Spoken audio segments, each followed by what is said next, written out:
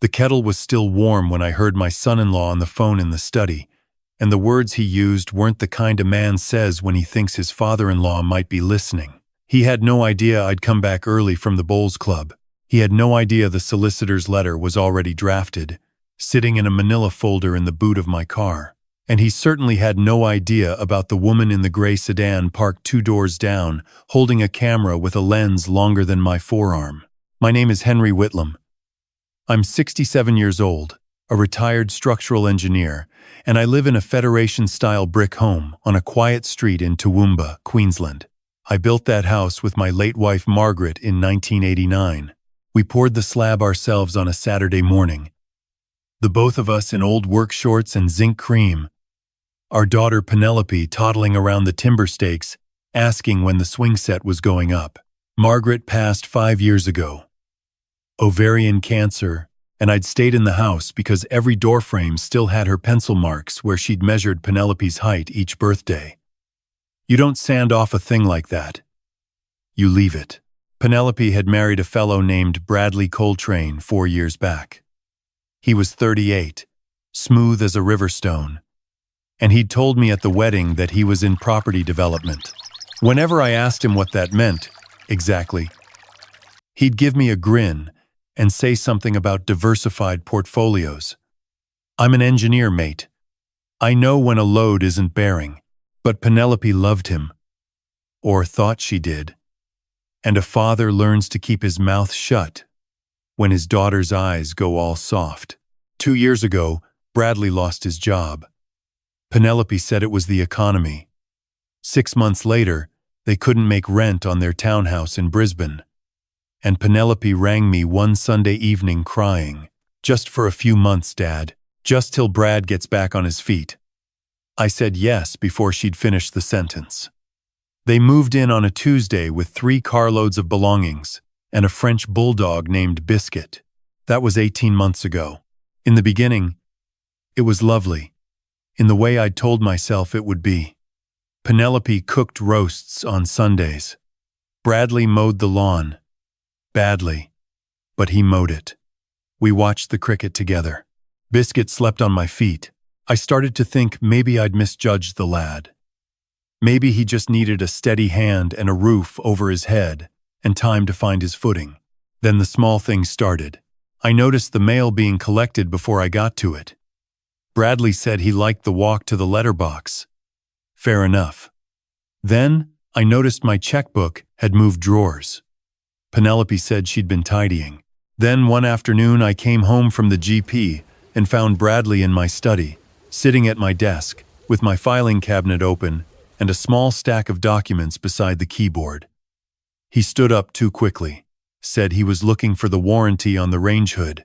The range hood I'd installed in 2003, and which had no warranty left in any drawer of any house in Australia. I didn't say anything. I just nodded and went and made myself a cup of tea. But that night, lying in bed, I thought about the way he'd stood up. The way his hand had gone to the documents to cover them, not to gather them. The range hood story. And I thought about the fact that Penelope, my Penelope, who had once cried because she'd accidentally stepped on a snail when she was 6 years old, had been quieter lately. Distracted, wearing a watch I'd never seen before, carrying a handbag that, even to my untrained eye, cost more than a fortnight of Bradley's old salary used to. The next morning, I rang my old mate Jeffrey Ashworth. Jeff had been my solicitor since the 80s, back when we both had hair and bad knees instead of just bad knees. I told him what I'd seen. I told him about the checkbook, the filing cabinet, the range hood. He listened the way a good solicitor listens, which is to say, he didn't interrupt me once. When I finished, he said, "Henry, has anyone asked you to sign anything in the last 6 months? Anything at all? A power of attorney? An equity release form? A guarantor document?" I thought about it. 3 months earlier, Bradley had brought me a stack of papers one evening when I'd just come back from a long day helping a neighbor fix a retaining wall. I was knackered. He'd said it was paperwork to update my Medicare details and a couple of forms for the Strata Committee. I'd signed where he'd pointed. I hadn't read a word. I told Jeffrey this.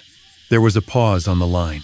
"Henry," he said, "I want you to come into my office tomorrow morning. Don't tell anyone where you're going. Bring every piece of paper you've signed in the last 12 months that you can find. And Henry, don't change anything in the house. Don't move anything. Don't say anything. Behave exactly as you have been behaving. Can you do that?" I said I could. What Jeffrey found, over the next 3 weeks, made me sit very still in his office chair, while a kookaburra laughed outside his window, and the air conditioner hummed, and my whole understanding of my own daughter rearranged itself like furniture being pushed around in a dark room. Bradley had used those signed forms to apply for a line of credit against the equity in my house. He'd forged a second signature, a guarantor signature, for a personal loan of $47,000. He'd applied for a credit card in my name. He'd opened a redirected mailing service so most of the correspondence went to a post office box in a suburb I'd never heard of. And this was the part that made me grip the armrest of Jeffrey's chair. He'd been to a notary 3 weeks ago with a draft document granting him enduring power of attorney over my financial affairs on the grounds that I was, and I quote from the cover letter Jeffrey put in front of me, exhibiting early signs of cognitive decline. The notary had refused to proceed without me present. That refusal was the only reason I still had a house at all. Jeffrey looked at me across his desk. "Henry, mate, I need to ask you a hard question. Is there any chance Penelope knows about this?" I thought about Penelope's new watch, the handbag, the way she'd stopped meeting my eyes at breakfast. "I don't know," I said. "And that's the worst part. I don't know." Jeffrey nodded slowly. "Then we do this carefully. Very, very carefully. Because if she's involved, this is conspiracy and elder financial abuse, and the police will charge them both. If she's not involved, if she's just a woman who married the wrong man and isn't seeing what's in front of her, then we give her a chance to choose her side before the wheels come off. Are you with me?" I was with him. The first thing we did was nothing. That was the hardest part. For 2 weeks, I went home each night, smiled at my daughter, ate the meals she cooked, made small talk with Bradley about the cricket, and behaved exactly as a slightly tired old engineer should behave.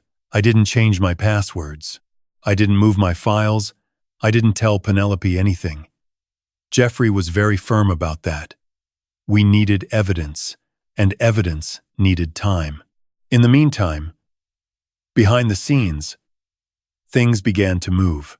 Jeffrey contacted a private investigator, a woman named Frances Doolin who'd done corporate fraud work for 30 years and had the calm, patient manner of a person who'd watched a lot of men ruin themselves slowly.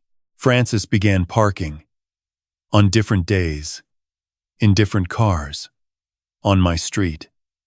She photographed Bradley meeting a man in a cafe in indoor Rupilly twice in 1 week. She followed that man to an office that turned out to be a finance broker under investigation by ASIC for at least 3 previous matters of identity-related fraud. She compiled a folder. Jeffrey contacted my bank manager, a woman named Lillian who I'd known for 22 years, and put a quiet flag on every account I held. Any transaction over $200 now required a phone call to me directly, on a number Bradley didn't have, before it would clear.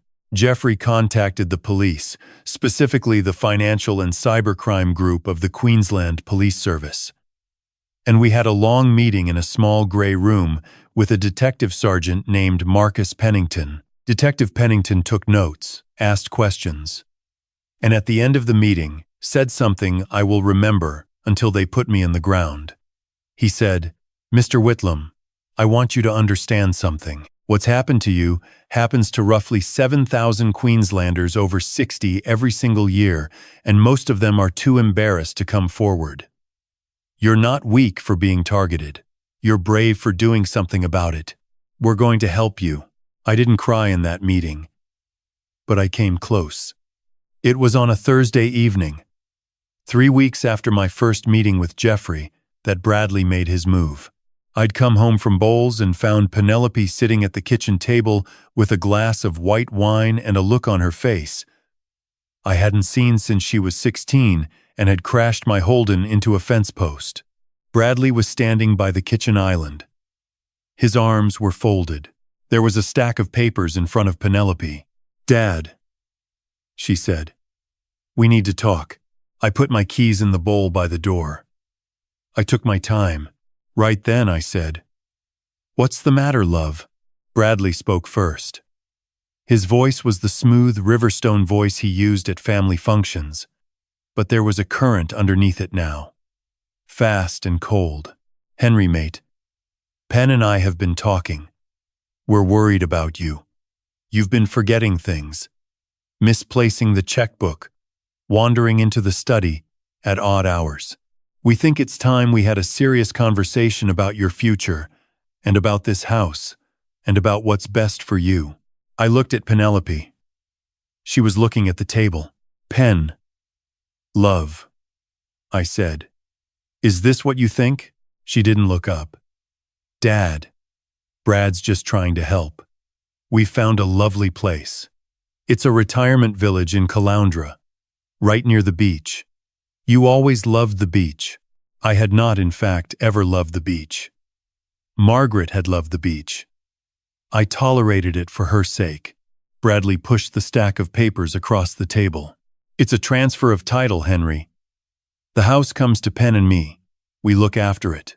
You go to Caloundra, and the equity gets used to pay for your care. It's the sensible thing. Sign it tonight, mate. We'll drive you up on Saturday." I stood there in my own kitchen, in the house Margaret and I had built with our own hands, and I looked at the man my daughter had married, and I felt something in me go very still. It was at that moment that Bradley, perhaps reading my stillness as hesitation, perhaps simply being the kind of man he was, walked around the kitchen island and took hold of my forearm. Not gently, he gripped it, hard, the way a tradesman grips a tool he's frustrated with, and he turned me toward the table, and he said, quietly so. Penelope wouldn't quite catch the tone. "Don't make this difficult, old man. This house will be ours by Sunday whether you sign or not. Make it easy on yourself." Penelope didn't see him grip my arm. She'd looked away. I felt the bones in my forearm grind. I'm 67, but I'm a structural engineer. I know what bones can take. I let him hold me. I let him think he had me. Then I said, very calmly, "All right, Bradley. All right. Let me have a glass of water and a sit down, and I'll sign your papers." He let go. He smiled. He thought he'd won. I went to the lounge. I sat in Margaret's old wingback chair. I drank a glass of water Penelope brought me, and I told her, gently, that I needed 20 minutes alone to come to terms with the decision. And would she and Bradley please give me that? They went out to the back deck. I heard the screen door slide. I took out my mobile phone and I rang Jeffrey Ashworth. "It's happened," I said. "Tonight. Are you safe?" He grabbed my arm. "He's not gentle, Jeff." There was a silence. Then Jeffrey said, "Henry, listen carefully. Pack an overnight bag. Take only what you need. Don't argue with them. Don't sign anything. Tell them you need to think overnight. Drive to my place. Francis will meet us there. Tomorrow, we file. Tomorrow, everything moves.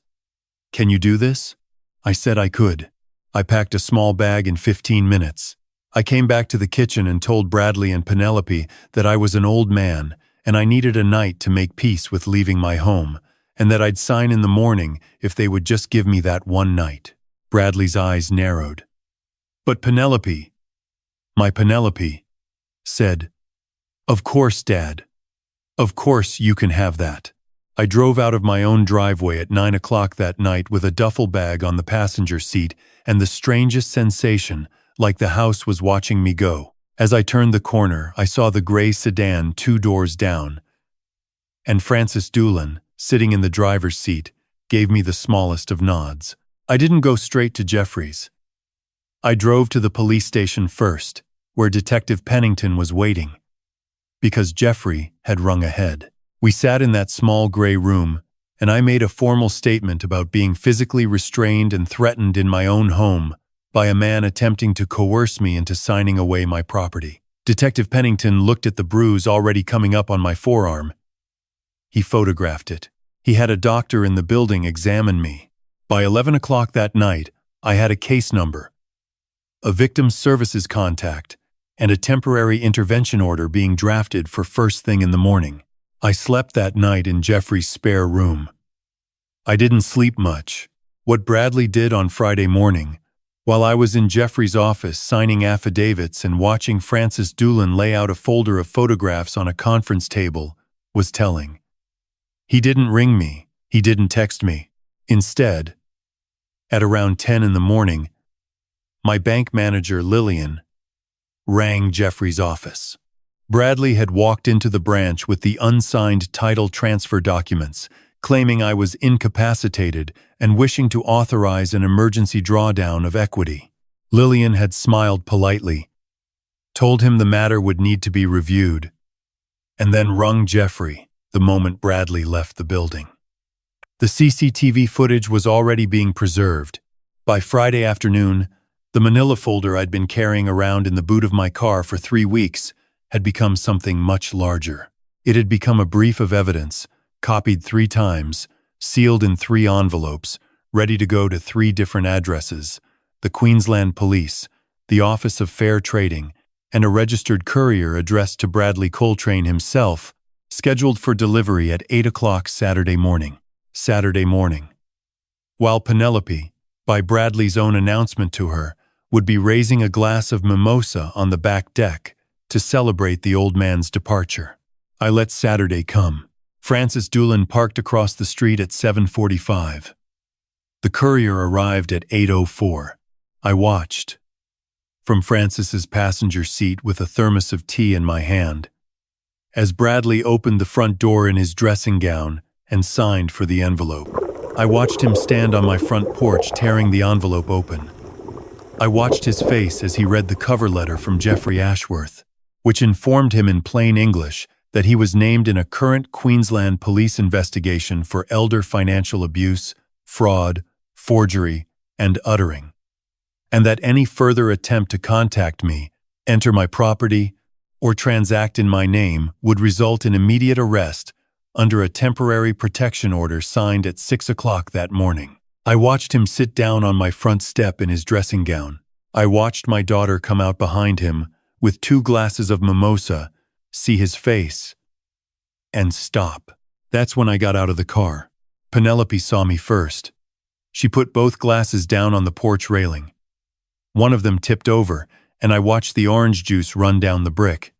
She said, "Dad?" And her voice was the voice of a 6-year-old who just stepped on a snail. I walked up the path I'd laid in 1989. I walked past my son-in-law sitting on my front step. I didn't look at him. I stopped in front of my daughter. "Penelope," I said, "I need you to listen to me, and I need you to listen carefully, because the next words you say will determine the rest of your life." She was crying already. "Pen, your husband has been forging my signature for 6 months. He has applied for credit in my name. He has tried to take an enduring power of attorney from me on the false grounds that I have dementia. Last Thursday, he physically restrained me in my kitchen and threatened me. The police have everything. He will be arrested today. The only question I have for you, my daughter, is this. Did you know?" She looked at me. She looked at Bradley. She looked at the spilled mimosa. She said, "I knew about the watch, Dad. I knew about the handbag.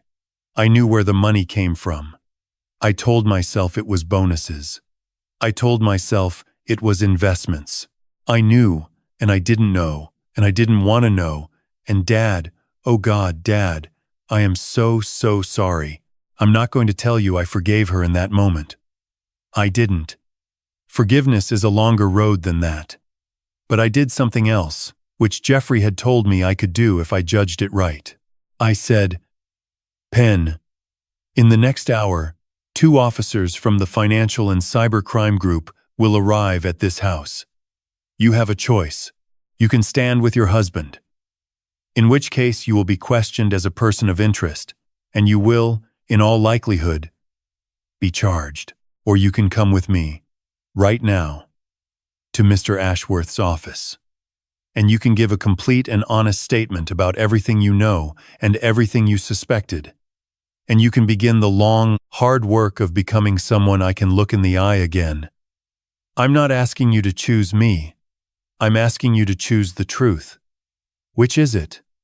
Bradley on the step said, "Pen. Pen. Don't listen to him. Pen. He's bluffing."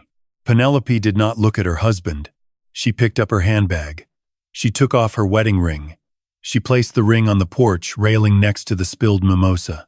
She walked down the path beside me, past Francis Doolan's gray sedan, and she got into my car. The arrest happened at 9:15 that morning. I wasn't there to see it. I was in Jeffrey's office with my daughter, who was giving a statement that would, 6 months later, see Bradley Coltrane sentenced to 4 years and 6 months in a correctional facility in Waco for fraud, forgery, financial abuse of an elderly person, and assault. He served 2 years and 8 months. Penelope was not charged, on the basis of her cooperation and the documentary evidence that she had not been a knowing participant in the fraud, only a willfully blind beneficiary of it. Willful blindness is its own kind of guilt. She and I both know that. We've talked about it.